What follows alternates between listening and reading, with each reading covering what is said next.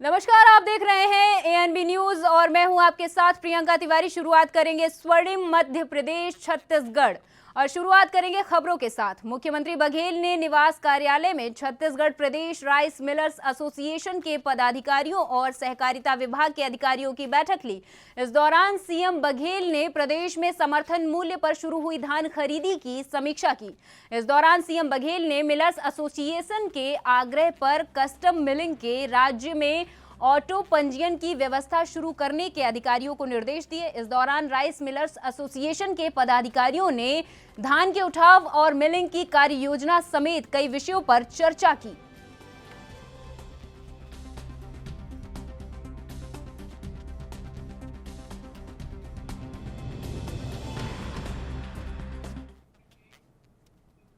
छत्तीसगढ़ के मुख्य सचिव अमिताभ जैन ने जिले के जरोदा और बंगोली उपार्जन केंद्र पहुंचकर व्यवस्थाओं का जायजा लिया। उन्होंने धान विक्रय के लिए आए किसानों का फूल मालाओं से स्वागत किया। पूजा अर्चना के बाद मुख्य सचिव ने धान खरीदी की शुरुआत की। आपको बता दें, प्रदेश में आज से सभी उपार्जन केंद्रों में समर्थन मूल्य पर धान खरीदी शुरू हो गई है।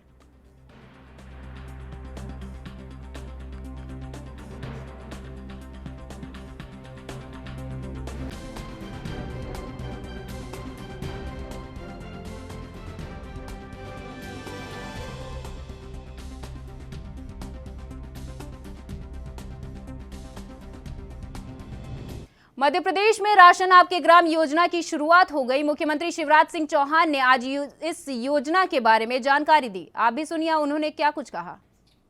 जो मुख्यमंत्री अन्नपूर्णा योजना के अंतर्गत हम देते हैं सस्ता राशन, और दूसरी योजना प्रधानमंत्री जी ने अभी उसको पहले नवंबर तक के लिए किया था, लेकिन अब मार्च तक बढ़ा दिया है। मतलब दिसंबर, जनवरी, फरवरी और मार्च, इन 4 महीनों में निःशुल्क राशन 5 किलो गेहूं या चावल ये और अतिरिक्त मिलेगा।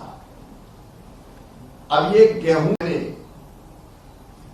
जिन गांव में दुकान नहीं थी उचित मूल्य की, उनको दूसरे गांव जाना पड़ता था। मुझे एक बूढ़ी मां ने ये कहा था कि बेटा ये योजना तो अच्छी है, लेकिन उचित मूल्य की दुकान से मेरा जो गांव है, जिस गांव में दुकान है, 4 किलोमीटर है और मैं बूढ़ी हूं। 4 किलोमीटर पैदल जाना पड़ता है, 4 किलोमीटर पैदल आना पड़ता है, और किसी दिन अगर दुकान खुली नहीं मिली तो मेरा आना जाना बेकार हो जाता है।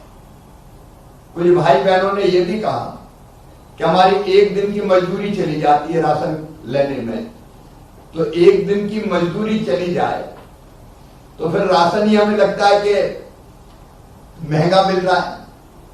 और इसलिए एक मांग थी कि अगर हर गांव में दुकान खुल जाए तो हम अपने गांव में अपना राशन ले सकते हैं।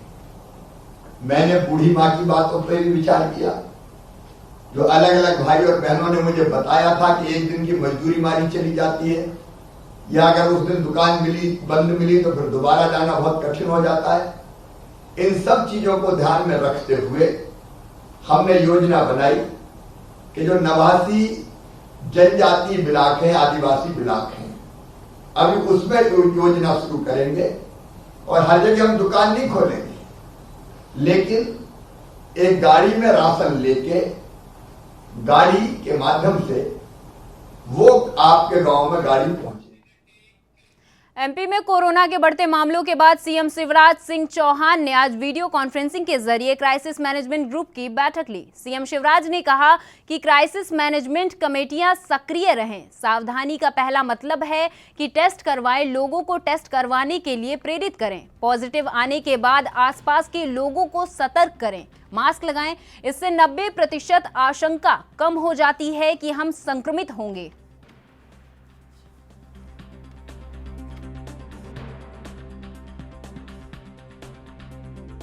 शिवराज सिंह चौहान ने आज बैठक की जिसमें क्राइसिस मैनेजमेंट कमेटियों को सक्रिय रहने के लिए कहा। उन्होंने कहा सावधानी का पहला मतलब है कि टेस्ट करवाए, लोगों को टेस्ट करवाने के लिए प्रेरित करें। लगातार हम देख रहे हैं देश भर में कोरोना संक्रमण बढ़ता जा रहा है, जिसको लेकर सरकारें अपनी तरफ से तैयारियां शुरू कर चुकी हैं। वहीं पर सीएम शिवराज भी एक्शन में नजर आ रहे। कोरोना वायरस का ओमिक्रॉन वायरस तेजी से विश्व भर में फैलता जा रहा। हालांकि भारत में अभी इसकी एंट्री नहीं हुई, लेकिन केंद्र सरकार ने सभी राज्य सरकारों को अलर्ट पर रहने को कहा है। एमपी में भी तैयारियां तेज हो गई हैं। शिवराज सरकार भी हाई अलर्ट पर है। मुख्यमंत्री शिवराज सिंह चौहान ने हर शहर में स्वास्थ्य संबंधित सुविधाओं को बढ़ाने के निर्देश दिए। साथ ही लोगों से भी अपील की है कि वायरस नए वेरिएंट में सामने आया है, इसलिए लोग मास्क लगा कर रखें और जल्द से जल्द वैक्सीन लगवाएं।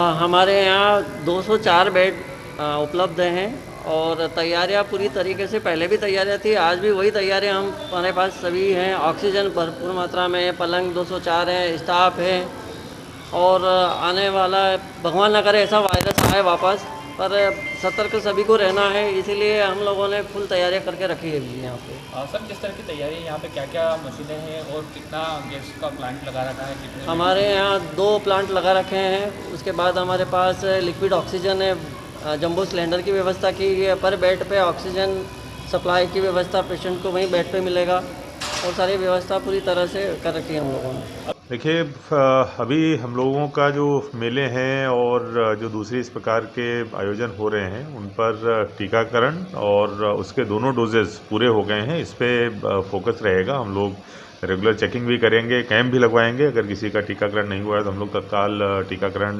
करवा दें उसका सेकेंड डोज का। बाकी अभी शासन के कोई दिशा निर्देश ऐसे प्राप्त नहीं हुए हैं गाइडलाइन से संबंधित। जैसे ही कोई दिशा निर्देश प्राप्त होंगे हम लोग उस हिसाब से कार्रवाई करेंगे। फिलहाल जो हमारा मुख्य फोकस है वो इस बात पर है कि सभी लोग, अगर कोई इक्का दुक्का लोग पहले डोज से छूटे हुए हैं तो वो पहला डोज लगवा लें और जितने भी लोग पात्र हो गए हैं सेकेंड डोज के लिए उनकी सेकेंड। भोपाल और इंदौर में पुलिस कमिश्नर सिस्टम आज या गुरुवार को लागू हो सकता है। इसको लेकर मुख्यमंत्री शिवराज सिंह चौहान आज शाम को मुख्य सचिव और डीजीपी के साथ बैठक करेंगे। बैठक के बाद मुख्यमंत्री इसे हरी झंडी दे सकते हैं। इसके बाद सिस्टम लागू होने का नोटिफिकेशन जारी हो जाएगा। नोटिफिकेशन जारी होने के बाद कैबिनेट और विधानसभा से मंजूरी की जरूरत नहीं होगी। भोपाल के 32 थाने और इंदौर के 34 थाना क्षेत्रों में ये पुलिस कमिश्नर सिस्टम लागू करने की तैयारी है।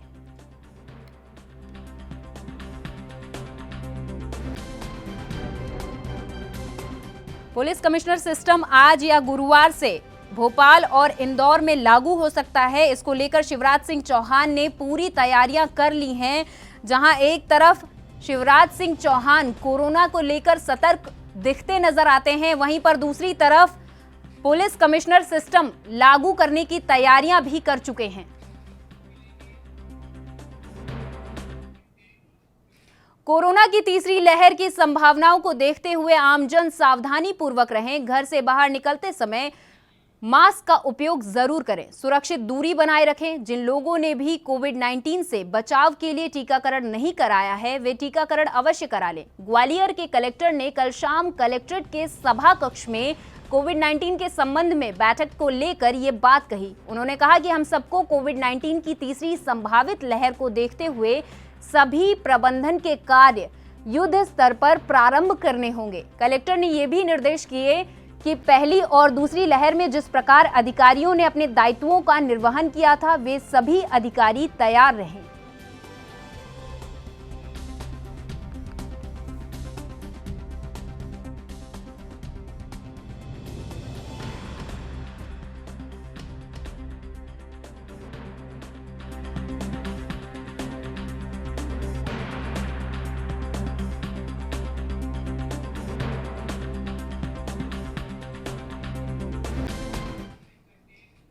मध्य प्रदेश के गृह मंत्री नरोत्तम मिश्रा ने कोरोना संक्रमण पर क्या कुछ कहा, आप भी सुनिए। धर्मांतरण की शिकायतें, पीएफ आपकी की फंडिंग की शिकायतें, पीएफआई की शिकायतें हमें अभी जब इंदौर और उज्जैन की घटनाएं सामने आई थी उस वक्त प्रकाश में आई। इससे जुड़े एनजीओ से जुड़े अलग अलग प्रकार के विषय और भी संज्ञान में आए। हम विदेश से आने वाले इस फंड की जांच भी कर रहे हैं कि जो फंड आता है वो सकारात्मक दिशा में लगता है या नहीं लगता है। ऐसा तो नहीं है कि कोई गलत समाज तोड़ने वाले दिशा में काम करता हो, किसी और के एडवर्टाइज में काम करता हो। तो इसलिए इन सब विषयों को जांच में लिया है और मेरी मान्यता है कि जल्दी जांच रिपोर्ट आने पर आगे कार्रवाई करेंगे। एमपी में कोरोना के बढ़ते मामलों को लेकर कांग्रेस पार्टी के वरिष्ठ नेता और पूर्व मुख्यमंत्री कमलनाथ ने मंगलवार को शिवराज सिंह चौहान की सरकार पर निशाना साधा।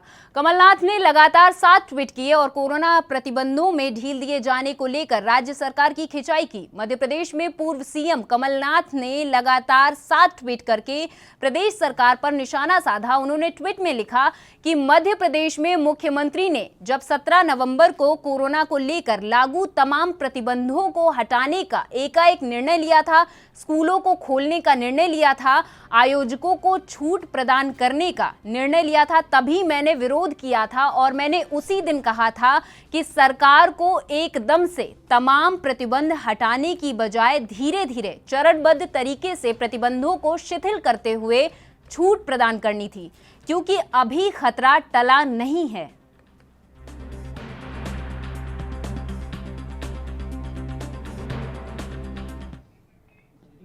एमपी के कृषि मंत्री कमल पटेल ने मुख्यमंत्री शिवराज सिंह चौहान को क्रांतिकारी टंटिया भील का पुनर्जन्म बताया। एक कार्यक्रम में उन्होंने कहा कि टंटिया मामा का पुनर्जन्म शिवराज सिंह के रूप में हुआ है, दोनों की कार्यशैली एक जैसी है।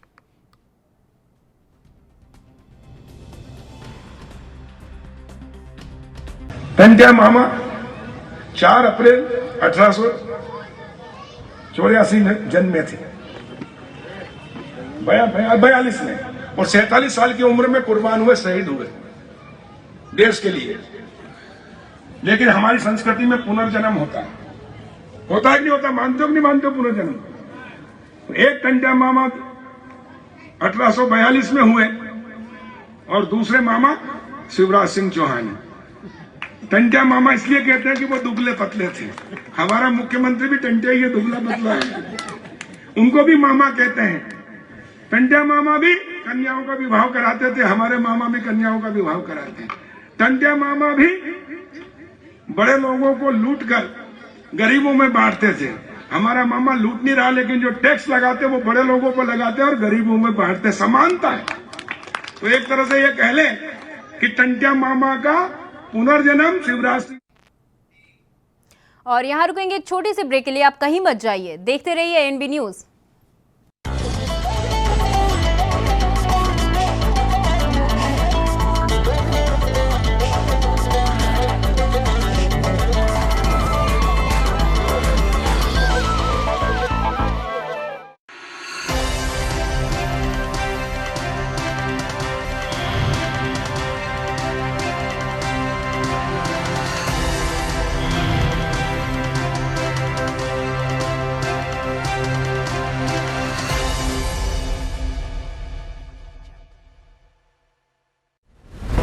ਮੁੱਖ ਮੰਤਰੀ ਚਰਨਜੀਤ ਸਿੰਘ ਚੰਨੀ ਦੀ ਅਗਵਾਈ ਹੇਠ ਪੰਜਾਬ ਸਰਕਾਰ ਨੇ ਲੋਕ ਹਿੱਤਾਂ ਲਈ ਲਏ ਕਈ ਫੈਸਲੇ। ਨਰਮੇ ਦੀ ਫਸਲ ਖਰਾਬ ਹੋਣ ਤੇ ਕਿਸਾਨਾਂ ਨੂੰ ਪ੍ਰਤੀ ਏਕੜ 17,000 ਰੁਪਏ ਅਤੇ ਨਰਮਾ ਚੁਗਣ ਵਾਲਿਆਂ ਨੂੰ 10% ਮੁਆਵਜ਼ਾ ਦਿੱਤਾ ਜਾ ਰਿਹਾ ਹੈ। ਕਿਸਾਨੀ ਸੰਘਰਸ਼ ਦੌਰਾਨ ਸ਼ਹੀਦ ਹੋਏ ਕਿਸਾਨਾਂ ਦੇ ਪਰਿਵਾਰਾਂ ਨੂੰ ਦਿੱਤੀ ਜਾ ਰਹੀ ਹੈ ਸਰਕਾਰੀ ਨੌਕਰੀ। ਪੂਰੇ ਪੰਜਾਬ ਵਿੱਚ 1 ਲੱਖ ਨੌਕਰੀਆਂ ਅਤੇ 36,000 ਕੱਚੇ ਮੁਲਾਜ਼ਮਾਂ ਨੂੰ ਪੱਕਿਆਂ ਕੀਤਾ ਜਾਵੇਗਾ। ग्रुप डी ਦੀ ਭਰਤੀ ਹੁਣ ਰੈਗੂਲਰ ਹੋਏ ਕਰੇਗੀ, ਆਊਟਸੋਰਸ ਵਾਲਾ ਕੰਟਰੈਕਟ ਵਾਲਾ ਕੰਮ ਖਤਮ। 2 ਕਿਲੋਵਾਟ ਤੱਕ ਦੇ ਲੋਡ ਦੇ ਖਪਤਕਾਰਾਂ ਦੇ 1500 ਕਰੋੜ ਰੁਪਏ ਦੇ ਬਿੱਲ ਮਾਫ ਕੀਤੇ ਗਏ। ਬਿਜਲੀ 3 ਰੁਪਏ ਪ੍ਰਤੀ ਯੂਨਿਟ ਘਟਾ ਕੇ ਪੰਜਾਬ ਬਣਿਆ ਸਸਤੀ ਬਿਜਲੀ ਦੇਣ ਵਾਲਾ ਦੇਸ਼ ਦਾ ਮੋਹਰੀ ਸੂਬਾ। 2,85,000 ਬੇਜ਼ਮੀਨੇ ਅਤੇ ਖੇਤ ਮਜ਼ਦੂਰਾਂ ਦੇ ਕਰਜ਼ੇ ਮਾਫ ਕੀਤੇ ਜਾਣਗੇ। 1168 ਕਰੋੜ ਰੁਪਈਆ ਜਿਹੜਾ ਪਿੰਡਾਂ ਦੀਆਂ ਪੰਚਾਇਤਾਂ ਪਰ ਖੜਾ ਸੀ ਉਹ ਵੀ ਖਤਮ ਕਰ ਦਿੱਤਾ। ਝੋਨੇ ਦੀ ਨਿਰਵਿਘਨ ਖਰੀਦ ਅਤੇ ਸਮੇਂ ਸਿਰ ਅਦਾਇਗੀ ਨੂੰ ਯਕੀਨੀ ਬਣਾਇਆ ਗਿਆ। ਜਿੰਨੇ ਫਸਲ ਇਸ ਸਾਲ ਵਧੀਆ ਚੱਕ ਹੋਈ ਹੈ, 24 ਘੰਟੇ ਤੋਂ 48 ਘੰਟੇ ਦੇ ਵਿੱਚ ਪੇਮੈਂਟ ਹੋਈ ਹੈ। ਲਾਲ ਲਕੀਰ ਅੰਦਰ ਆਂਦੇ ਘਰਾਂ ਨੂੰ ਮਿਲ ਰਿਹਾ ਹੈ ਮਾਲਕਾਨਾ ਹੱਕ। ਪੂਰੇ ਪੰਜਾਬ ਦੇ ਵਿੱਚ 25,000 EWS ਦੇ ਮਕਾਨ ਬਣਾ ਕੇ ਗਰੀਬਾਂ ਨੂੰ ਅਸੀਂ ਦੇਣ ਲੱਗੇ ਹਾਂ, ਐਸੀ ਮਨਜ਼ੂਰੀ ਦੇ ਦਿੱਤੀ ਹੈ। ਕਿਸਾਨ ਜਥੇਬੰਦੀਆਂ ਦੀ ਮੀਟਿੰਗ ਦੌਰਾਨ ਕਿਸਾਨਾਂ ਦੀਆਂ ਲਗਭਗ ਸਾਰੀਆਂ ਮੰਗਾਂ ਨੂੰ ਕੀਤਾ ਪ੍ਰਵਾਨ। ਪੈਟਰੋਲ ਦੇ 10 ਰੁਪਏ ਅਤੇ 5 ਰੁਪਏ ਡੀਜ਼ਲ ਦੇ ਘਟਾ ਕੇ ਪੰਜਾਬ ਬਣਿਆ ਸਸਤੇ ਤੇਲ ਵਜੋਂ ਉੱਤਰ ਭਾਰਤ ਦਾ ਪਹਿਲਾ ਸੂਬਾ। ਰੇਤ ਦਾ ਪਿੱਟ ਦਾ ਰੇਟ ਕੀਤਾ 5.5 ਰੁਪਏ ਪ੍ਰਤੀ ਫੁੱਟ। सारा रेत माफिया खत्म।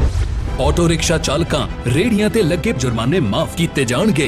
ਪ੍ਰਾਈਵੇਟ ਬੱਸਾਂ ਦੀ ਧੱਕੇਸ਼ਾਹੀ ਤੇ ਲਗਾਈ ਲਗਾਮ ਅਤੇ ਟੈਕਸ ਭਰੇ ਬਿਨਾਂ ਸੜਕਾਂ ਤੇ ਨਹੀਂ ਉਤਰਨਗੀਆਂ ਬੱਸਾਂ। 842 ਨਵੀਆਂ ਬੱਸਾਂ ਲੈ ਰਹੇ, 105 ਬੱਸ ਅੱਡੇ ਬਣਾ ਰਹੇ ਅਸੀਂ। ਮੁੱਖ ਮੰਤਰੀ ਚਰਨਜੀਤ ਸਿੰਘ ਚੰਨੀ ਅਤੇ ਪੰਜਾਬ ਸਰਕਾਰ ਦਾ ਇੱਕੋ ਸੁਪਨਾ, ਸਭ ਨੂੰ ਮਿਲੇ ਹੱਕ ਆਪਣਾ। राष्ट्र धर्म रात 8 बजे सिर्फ ANB न्यूज पर।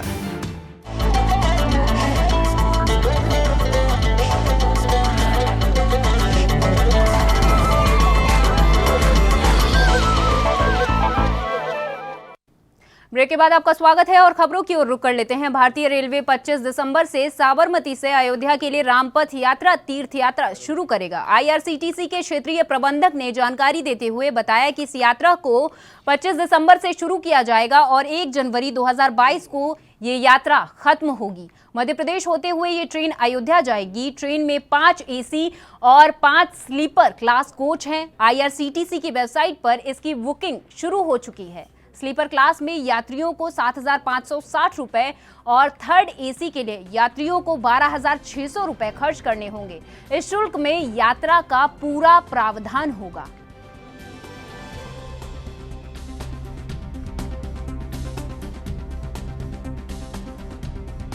साबरमती से 25 दिसंबर को स्टार्ट करने जा रही है, जो कि 7 रात्रि 8 दिवस का ये कंप्लीट टूर पैकेज रहेगा और 1 जनवरी 2022 को ये टूर एंड होगा। ये ट्रेन जो है भगवान श्री राम की जो जन्म स्थली है अयोध्या, वहाँ के लिए रवाना होगी और अयोध्या से चित्रकूट का जो मार्ग था भगवान का वनवास का जो तीर्थ स्थल थे, उसे हम रामपथ के नाम से जाने जाते हैं।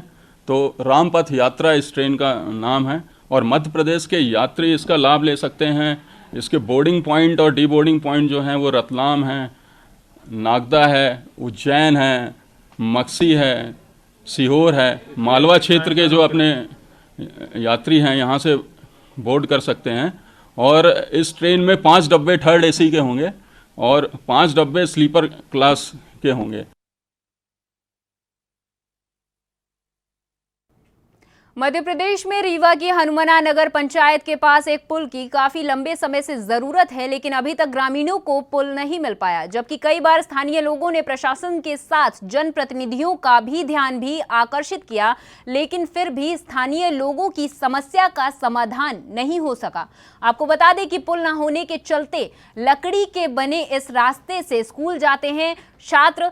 लेकिन आपको आगे बता दें कि पूर्व विधायक सुखेंद्र सिंह बन्ना ने साल 2019 में अपने पैसे से काम चलाऊ लकड़ी का पुल बनवाया था, जो अब क्षतिग्रस्त हो गया है।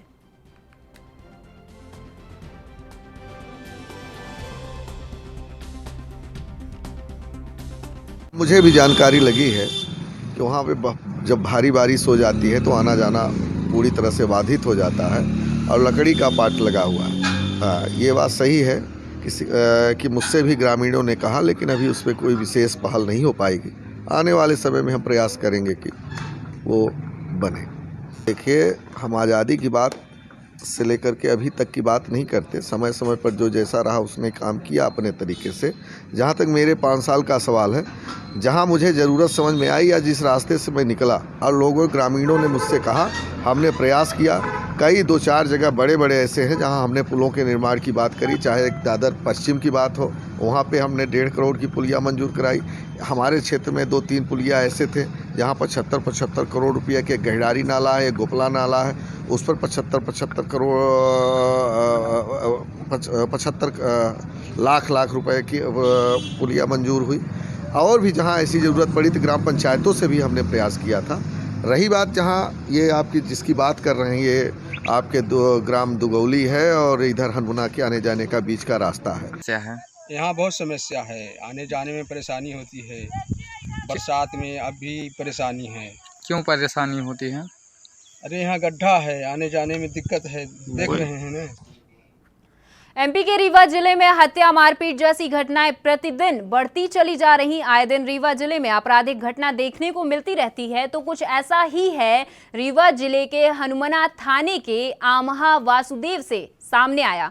पीड़िता ने बताया कि रात 9 बजे उसका बेटा बाइक लेकर आ रहा था, तभी गांव में ही हॉर्न बजाने को लेकर अपराधियों ने उसके लड़के के साथ गाली गलौज शुरू कर दी।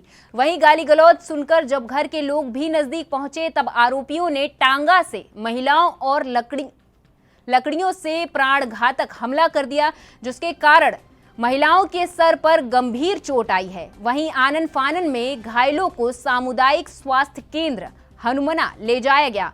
इलाज के बाद हनुमना थाने में अपराधियों के खिलाफ पीड़ित ने मामला पंजीबद्ध करवाया है, लेकिन अभी तक पुलिस ने आरोपियों को नहीं पकड़ा है। से फोन गया तो मेरे भाई बताने लगे घर मार पिटाई हो गई।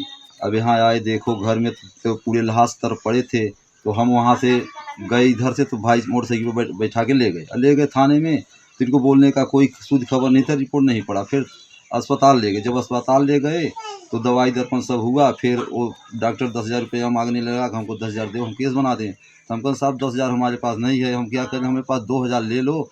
तो फिर बोला 2,000 मत दो, तुम्हारी केस वैसे चल रही, केस बनाएंगे। फिर हमने 2,000 नहीं दिए। फिर इसके बाद में हम वहाँ चले आए, बना के छोटा छोटा जमानती दे दिया है। घटना ये हुई कि क्या कहते, दो बच्चे आपस में लड़ाई कर रहे थे। भैंस बांधी थी, तो वो भैंस उठाए तो वो संतोष से उसकी पत्नी निकली तो उसके मारने लगी। तो हम लोग गए तो समझौता करके चले आए। तो इसमें संतोष और गोविंदे ये आकर एमपी के बालाघाट जिले के वारा सिवनी विधानसभा क्षेत्र विधायक और खनिज विकास निगम अध्यक्ष प्रदीप जायसवाल पर सेना के जवान से मारपीट करने और जान से मारने की धमकी देने के आरोप लगे हैं। मामला 19 नवंबर की रात का है, जब विधायक जायसवाल अपने वाहन से किसी शादी समारोह में शामिल होने जा रहे थे और अपने समर्थक जसवंत पटेल को साथ ले जाने उनके घर गए। जब वे घर के बाहर जसवंत के आने का इंतजार कर रहे थे, तभी 3 लोग शराब के नशे में वहां आए और विधायक जायसवाल से बात करने लगे। तभी ऐसा कुछ हुआ कि विधायक के गनमैन ने तीनों से मारपीट कर दी।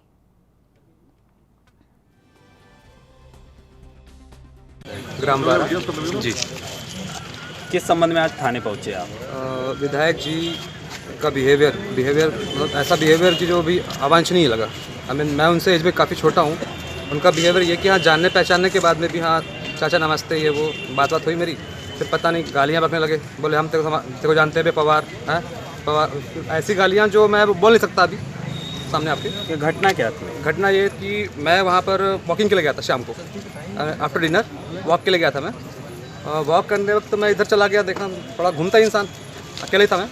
एक बंदा और था, राहुल बोपचे के मेरे साथ में, काफ़ी छोटा है मेरे से लड़का हो, तो साथ में हम लोग वॉक कर रहे थे। वहाँ जाने के बाद में देखा मैं गाड़ी खड़ी है एक स्कॉर्पियो।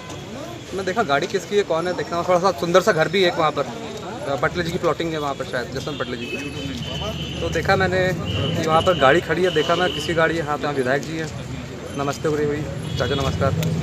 पर एक्टिविटीज़ ऐसी हुई उनके बाद में कि हाँ सीधे झड़प, मैंने मारपीट शुरू और गालियाँ भी शुरू। ऐसी गालियाँ जो मैं बता नहीं सकता, बिल्कुल बहुत ही बेकार। एक समाज के द्वारा एक ज्ञापन सौंपा गया है, क्या मामला है? देखिए मामला कुछ नहीं, मामला सारा राजनीतिक है। मैं हमेशा की तरह कल भी बहुत सी शादियों में जा रहा था और जिस दिशा में शादी थी, मैंने अपने कार्यकर्ताओं जसवंत पटले, मोनू लिमजे, मेरे कुछ कार्यकर्ता थे, उनको लेने के लिए उनके घर पे गया था मैं। तो मैं जब वहाँ पहुँचा तो वहाँ 3 लोग सामने आ गए और जब सामने आके खड़े हो गए तो मैंने कांच खोल के उनसे बात भी किया मैंने। लेकिन जब कांच खुला तो मुझे लगा कि बहुत नशे में इनको खड़े होते भी नहीं बन रहा है। तो मैंने उनको समझाया भी कि तुम्हारी जो भी बात है कल घर पे आ जाना, कार्यालय कहीं भी आ जाना, मैं तुम्हारी बात सुनूंगा, लेकिन ये जगह तुम्हारी समस्या सुनने की नहीं है। मैंने कहा टाइम है, अच्छी है ना जगह, ठीक है, और मैं शादी में जा रहा हूँ, आप लोग अभी चले जाओ। लेकिन इतना करने के बाद भी चूँकि नशा बहुत था, खड़े होते नहीं बनना था उनको। 2 लोग मेरे से बात कर रहे थे और एक सामने खड़ा हो गया था। तो काम बार बार वही बात रिपीट कर रहे थे, घर आए कि कार्यालय आए, कितने बजे आए। अब मैं उनको हटाना बहुत। और मेरे साथ इस बुलेटिन में फिलहाल इतना ही। आगे और खबरें देखने के लिए बने रहिए एनबी न्यूज़ के साथ। नमस्कार।